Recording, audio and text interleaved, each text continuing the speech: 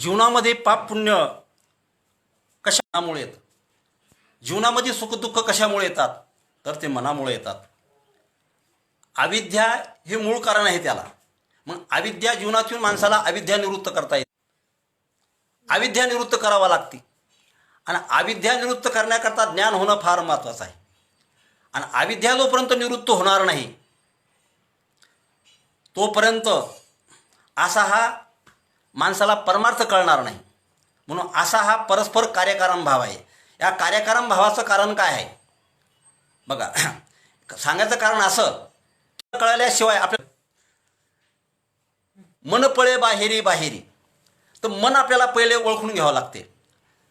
चंचल ही मना कृष्ण प्रमादी सदुष्करम असंशयात मनावा हो मनो दूर निग्रचला अभ्यास नव्हतो कोणते वैराग्येन चिगृहते.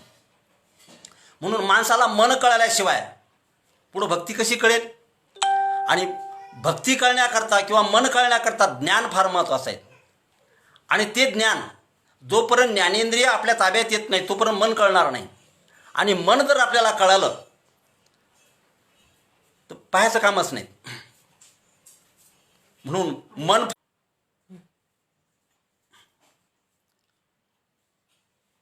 म्हणून मायामुळे मन का मनामुळे माया? प्रश्न आहे. मनामुळे माया का मायामुळे मन? तर मनामुळे माया. मनामुळे माया. तर मन माया वेदांतशास्त्रात असं एक अद्वितीय ब्रह्म आहे. तर जग मानलं की माया आली आणि व्यवहार मानला की प्रारब्ध आलं. म्हणून यष्टीला प्रारब्ध आहे आणि समष्टीला माया आहे आणि मायेमुळे जग आहे. मग जगाचं कारण काय आहे? मन. म्हणून मनामुळे जग आहे तर प्रारब्धामुळे व्यवहार आहे. प्रारब्ध जर नसेल तर जन्माल्याचा संबंधच नाही. म्हणून प्रारब्धावर व्यवहार आहे. म्हणून व्यवहार आत्म्यावर अवलंबून नाही, तो आहे मनावर अवलंबून. म्हणून मग मन नेमकं काय? मन सत आहे का असत आहे? तर ते सतही आहे आणि असत आहे. ते प्रवृत्त बी आहे आणि निवृत्त बी आहे. म्हणून निर्वाचीने असं मन आहे.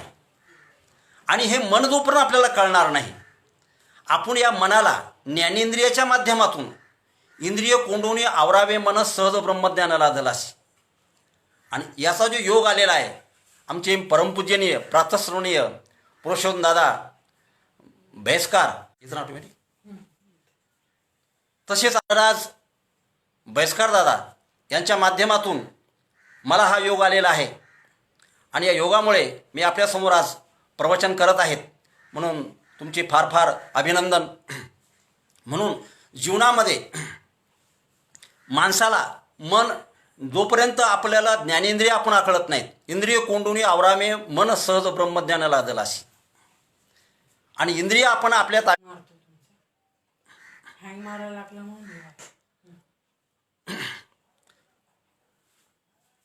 म्हणून जीवनामध्ये आकळण्याकरता आपल्याला ज्ञान फार महत्त्वाचं आहे.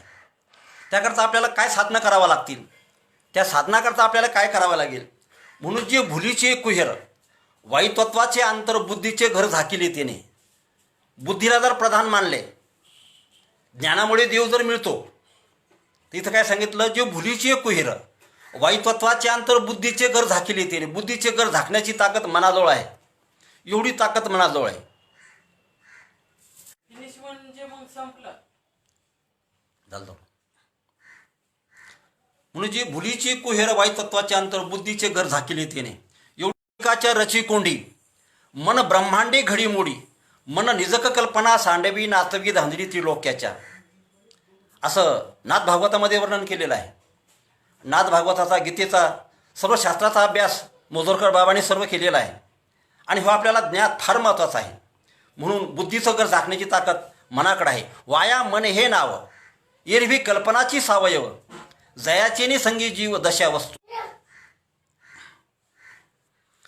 वाया मन हे नाव एरवी कल्पनाची सावयव, जयाचेनी संगी जीव दशा वस्तू. जीवदशा वस्तू, जीवाची दशा सांगितली या ठिकाणी ज्ञानेश्वर महाराजांनी. का सांगितली? उदाहरणार्थ, एका श्वानाला पिल्ले झाले. पिल्ले झाल्यानंतर ते पेण्याकरता त्या श्वानाच्या मागं म्हणजे त्या कुत्र्याच्या मागं, त्या कुत्रीच्या मागं पळत असतात. त्यांचा संबंध काय असतो की जोपर्यंत तो स्वयंपूर्ण होत त्यांना परावलंबी राहावं लागतं. तर परावलंबी का राहावं लागतं? कारण ते स्वावलंबी नाहीत, मग त्यांना परावलंबी आहेत. म्हणून ते पिण्याकरता त्यांना त्या कुत्रीच्या मागं जावं लागतं, सोनाच्या मागं जावं लागतं. आणि ज्यावेळेस त्याची पूर्ती ते स्वयंपूर्ण होतात त्यावेळेस त्यांना तिकडे जायची जरूर नाही. तशी जीव ही दशा वस्तू. म्हणून मन हे त्या पिल्यासारखं आहे, आपले जीव हे त्या पिल्यासारखं आहे आणि मन ही त्या कुस्तीसारखं स्वयंपूर्ण आहे. त्या अधिकारा परत्वे तशी आपली दशा या मनाची झालेली आहे.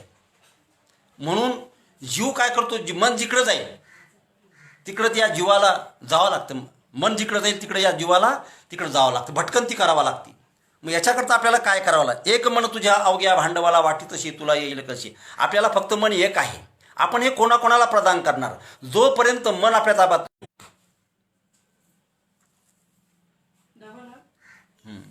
इंद्रिय कोंडोनी आवरावे मन सहज ब्रह्मज्ञान लाधला अशी. इंद्रिय ज्ञानेश्वर महाराज म्हणतात इंद्रिय कोंडोनी आवरावे मन सहज ब्रह्मज्ञान लाधला अशी.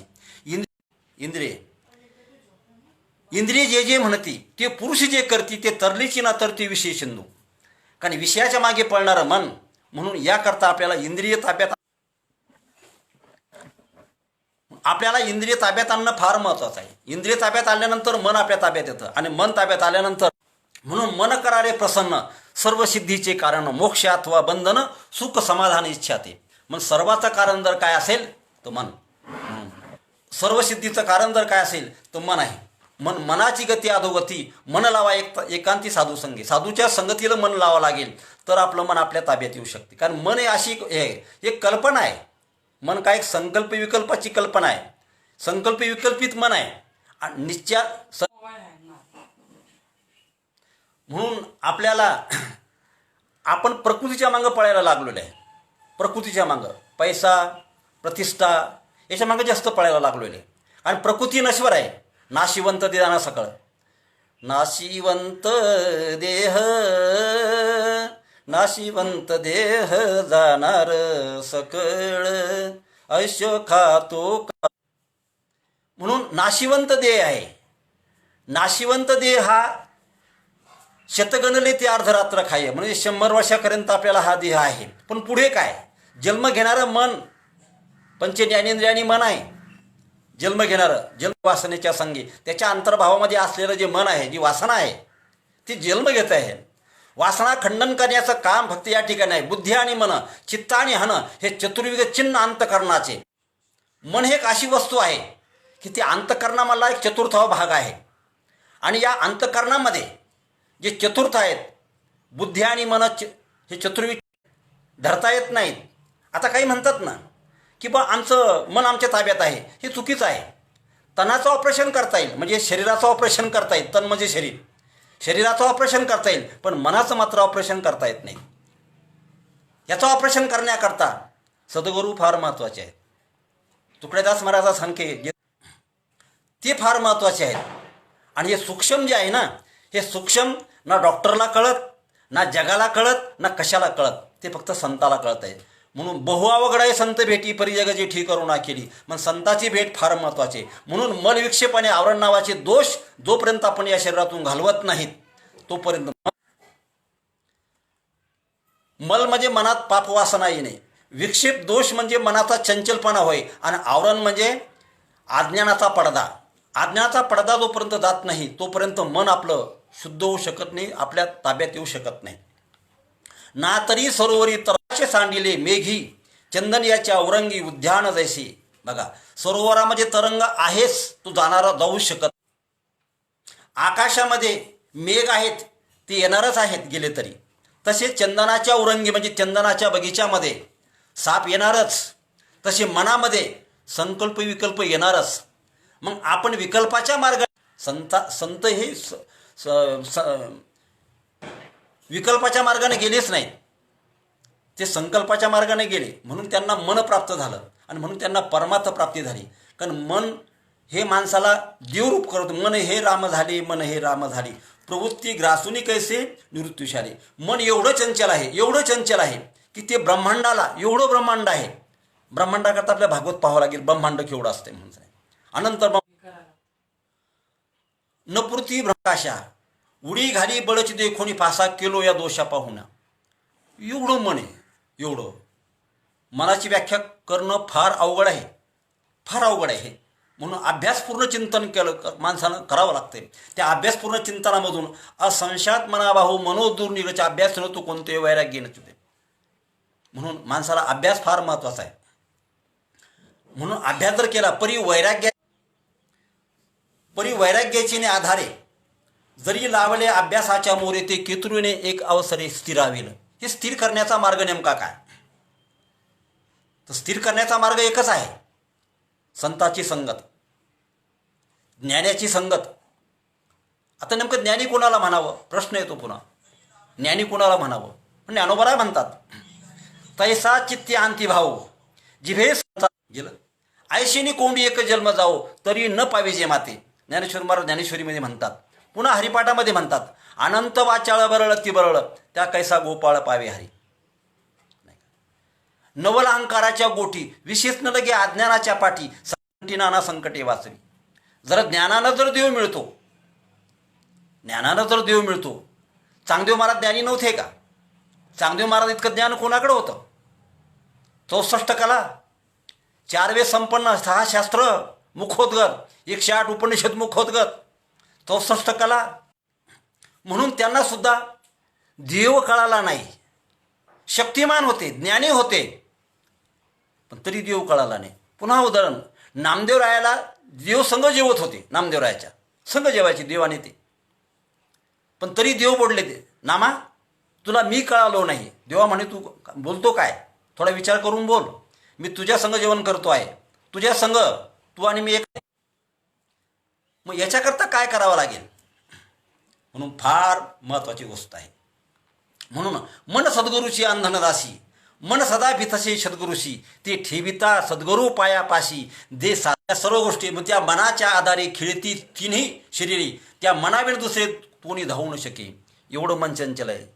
चंचलम ही मना कृष्ण प्रमादी बलवद्दढम. मग त्याकरता चंचलासर मन दृढ करण्याकरता आपल्याला नेमकं काय करावं लागेल? म्हणून संताची संगत मन सद्गुरूची दासी मन सदाभिची सद्गुरूशी ते ठेविता सद्गुरू पायापाशी.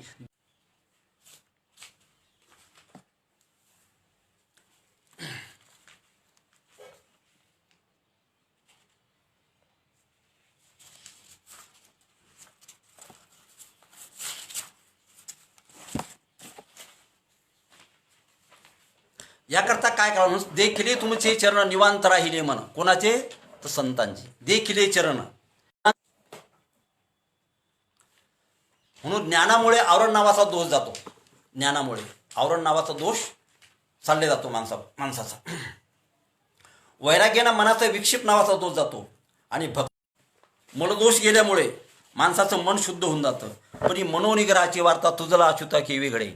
पण मनोनिग्रह फार महत्त्वाचा आहे. म्हणजे मन माणसाला कळलं. पंचज्ञानेंद्रिय आणि पंचकर्मेंद्रिय. पंचज्ञानेंद्रिय एक आले की मनाची उत्पत्ती, त्या ठिकाणी मन मात्र धावू शकत नाही. कोंडले कपाटीची या म्हणजे इंद्रियाच्या आपल्या हृदयाच्या मनाच्या कपाटामध्ये कोंडल्या जातं. ही अवस्था जर आपण मनाकडून प्राप्त करून जर घेतली तर आपल्याला भक्तीकडे वळता येईल. नाही तर कोणाचे जोडे थोरणे, कोणाचा ऊस तोडून नेणे, कोणाच्या चोऱ्या करणे, कोणाच्या लबाड्या करणे, कोणाचे व्यवहार बुडवणे, याच्यामुळे भक्ती घडत नाही. मग भक्तीची व्याख्या नेमकी काय बा? हा फार महत्त्वाचा. जो विभक्त नाही तो असा. जो विभक्त नाही तो भक्त. मग कशापासून विभक्त नाही बा? रोज चालू आहे असा. मग ही भक्ती कशी आहे बा? भक्ती जेव्हा अन्नात शिरते, जैसे खावे अन्न तैसे होई त्याचे मन. जसं आपण अन्न ग्रहण केलं ना, म्हणून अन्नाकरता काय लागतं? युक्त आहार व्यार नेम इंद्रियाशी सार नसावा भासर निद्रा बहु भाषण. तुका म्हणे आम्हा एकांताचा वास ब्रह्मी ब्रह्मरस शिव सदा. नाही का? म्हणून आहार जे चावडा अन्नात जर भक्ती शिरली तर तो प्रसाद होतो. अन्नामध्ये भक्ती शिरली तर प्रसाद होतो. भुकेत जर भक्ती शिरली तर तो उपवास घडतो माणसाला. ती पाण्यात जर शिरली तर तीर्थ बनतं. प्रवासात जर शिरली तर यात्रा होती माणसाकडून.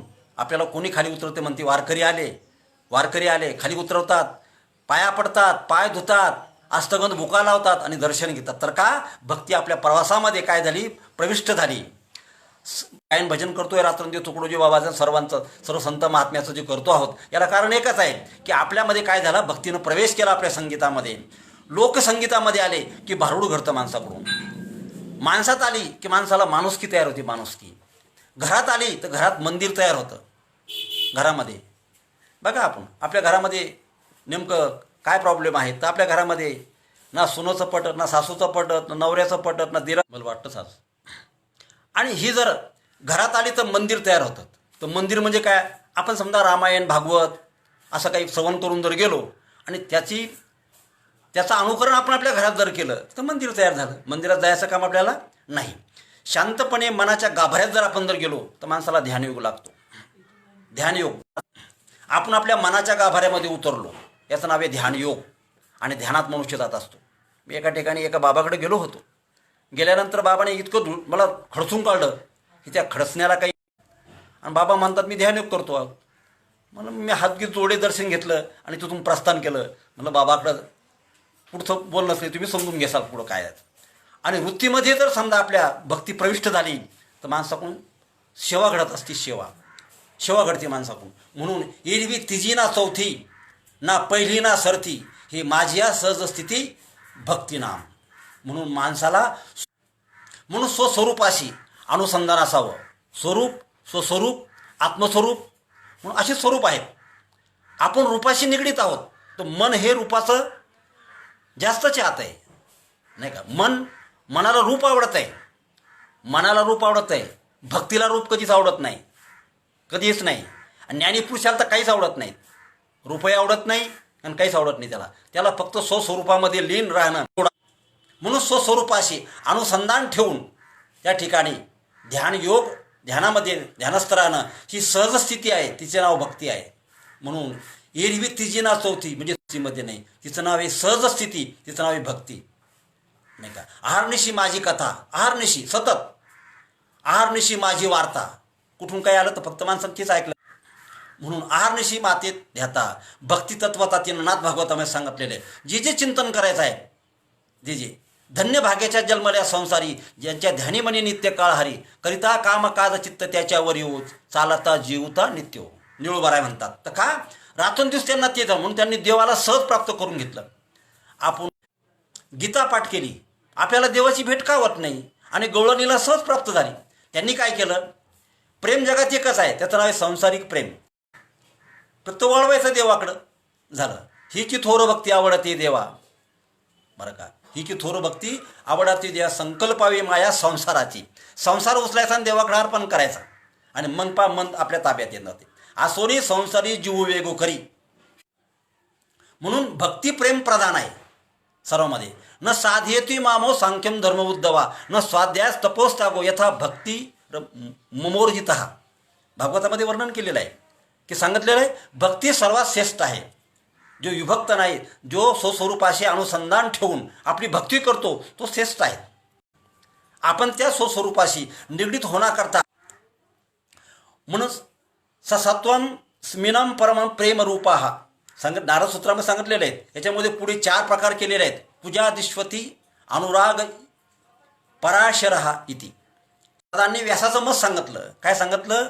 पूजा दिश्व अनुराग इति पराशरहा सांगितलंय. पूजा करणं याला भक्ती म्हणावी, पण त्या पूजेमध्ये प्रेम असणं जरुरी आहे. पूजा करत असताना जर एखाद्या वेळेस एखादा पदार्थ जर नसेल तिथे विक्षेप येतो. मग याचं खंडन केलं. तर ते खंडन कोणी केलं? ते खंडन केलं गर्ग ऋषीने केलं. ते सांगितलं पूजेमध्ये एखादा पदार्थ नसेल तर तिथं विक्षेप येतो. मग तुम्ही काय करा? फक्त कथा श्रवण करा. श्रवणाचे आम्ही से बैसावे येऊनी साम्राज्य भुवनी सुखी नांदे. मग तुम्ही कथा श्रवण करा. मग कथा श्रवण करा. त्या कथेमध्ये सुद्धा प्रेम असणे जरुरी आहे. नाही तर आपलं लक्ष जर आपलं मन जर बाहेर असेल. Body is the present, mind is the absent. Body आपले हजर आहे पण माइंड मात्र ॲबसेंट आहे. म्हणजे मन आपलं गैरहजर आहे. ते कसं काय कळेल? म्हणून गर्ग ऋषीचं खंडन या ठिकाणी शांडिल्य ऋषीने केलं. आत्महत्या त्या विरुद्धने ती शांडिल्य ऋषी सांगितलं की एक काम करा, सतत अनुसंधान ठेवा. अनुसंधान ठेवा. हे तुमच्याकडून शक्य नाही. अनुसंधान ठेवलं की सर्व काही होतं. शांडिल्यचं सुद्धा खंडन केलं. नारदसु तदा पिता खिलाचारिता तथै स्मरणे परम व्याकुळते ती. फक्त व्याकुळता, प्रेम. एखाद्याच्या पायात काटा मोडला तर आपल्या डोळ्याला अश्रू यावे, म्हणजे दुःख व्हावे, करायचं काम नाही. सहज हो. याच्याकरता काही विधी सांगितलेला आहे. याच्यामध्ये सांगितलेले एक अन्वयविधी सांगितलेले, अन्वयविधी.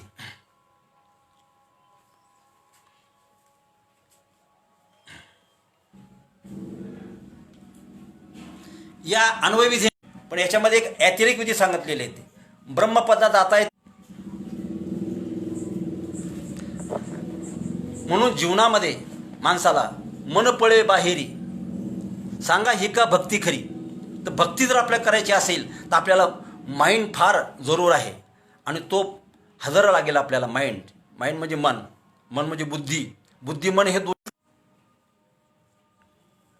त्या ठिकाणी पुढे 5 प्रकार शांडिल्यने 5 प्रकार सांगितलेले. ते 5 प्रकार सांगितलेले सदाचार, अभिज्ञ सांगितलंय. सर्व इंद्रिय, वाणी, बुद्धी, मन, द्रव्य, देह याची शुद्धी ठेवणे, याचं नाव आहे सदाचार संपन्नता. हे आपण जर ठेवलं. अभिगमन, उठल्याबरोबर देवपूजा आणि सात्विक कर्म करणे, अभिगमन. उपादान, योग्य मार्गाने पैसा करून कुटुंबाचा उदरनिर्वाह करायचं, पालनपोषण करायचं. इजा, संध्याकाळी कुटुंबाच्या सर्व मिळून सण्या एका ठिकाणी राहून शेजारती करणे, आरती करणे, देवाला आळवणे, याचं नाव इजा. आणि योग आहे रात्री देवाचं ध्यान. एवढी गोष्टी आपण जर निरंतर जर केल्या, एवढ्या गोष्टी आपण निरंतर जर केल्या तर मन आपल्या वशमध्ये येईल. आणि मन एका जागी जर आपण जर ठेवलं तर आपल्याला पुढची भक्ती आपल्याला सहज करता येईल. मग सांगा ही का भक्ती खरी, मन पळे बाहेरी. म्हणून याच्यावर असा एक प्रश्न निर्माण होतो की आपण करणारी भक्ती ही खरोखर भक्ती आहे का, काही दुसरा विक्षेप आहे नाही का. ही आपण जी भक्ती करतो आहोत ही खरी भक्ती आहे का. म्हणून आणि ज्या ज्या गोष्टी याच्या शरीराद्वारा केल्या, कर्मशक्ती, ज्ञानशक्ती आणि इच्छाशक्ती, ह्याच्या तीन शक्ती आहेत. या 3 शक्तीद्वारा कर्मशक्ती, इच्छाशक्ती आणि ज्ञानशक्ती, ह्या 3 शक्ती ज्यावेळेस एकत्र येतात आणि त्या एकत्र आल्यानंतर खरं माणसाला भक्तीचा योग घडत असतो. आणि खरं मन आपल्या एका जागी आलं तर खरी भक्ती घडते. कारण आपल्या शरीरामध्ये षडविकार, त्याच्यानंतर बाबा अंगकर्णशी घनदाट, गुरुवचनी फुटली पहाट, माता भक्ती भेटली बरवट, तिने मार्ग दाविला चोखटगा. मार्ग जर आपल्याला बघायचा असेल, गुरुची भेट होणं फार महत्त्वाचं आहे. आणि सद्गुरूची भेट जर झाली तर आपल्याला खरी भक्ती कळेल. आणि खरी भक्ती जर कळाले तर आपल्याला समाजाची सेवा होईल, तुमच्यासारख्या आमचे पुरुष यांची भक्ती होईल, जगाची भक्ती होईल, संत महात्म्याची भक्ती होईल, वारी होईल. आणि खराब हे कळेल. कारण देह जाणार आहे, देह जाणार याशी काळोबा खाणार. तर देह संपणारा आहे प्रत्येकाचा.